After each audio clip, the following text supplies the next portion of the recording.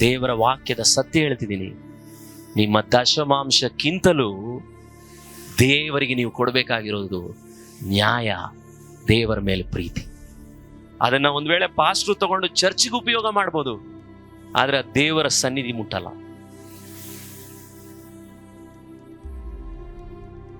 ನಿಮ್ಮ ಅನ್ಯಾಯದ ಸಂಪಾದನೆಯಿಂದ ನೀವು ಬೇರೆಯವರುಗಳಿಗೆ ದ್ರೋಹ ಮಾಡಿ, ಜನರಿಗೆ ತೋರಿಸ್ಬೇಕಾಗಿರುವ ಪ್ರೀತಿಯನ್ನು ತೋರಿಸದೆ ವೈರಿಗಳನ್ನ ದ್ವೇಷ ಮಾಡಿ, ನಿಮ್ಮ ಕೈಗಳಲ್ಲಿ ಕಾಣಿಕೆಗಳನ್ನು ತೆಗೆದುಕೊಂಡು ಬಂದು ವೈರಿಗಳ ಮೇಲಿರುವಂಥ ದ್ವೇಷದಿಂದ ನಿಮ್ಮ ಕೈಗಳಲ್ಲಿ ಕಹಿ ಕೋಪಗಳನ್ನು ಇಟ್ಕೊಂಡು 2500 ರೂಪಾಯಿ ತಗೊಂಬಂದು ಇದ್ರೊಳಗಡೆ ಹಾಕಿದ್ರೆ ನೀವು ದೇವರ ಪ್ರೀತಿ ಬಿಟ್ಟಿದ್ದೀರ.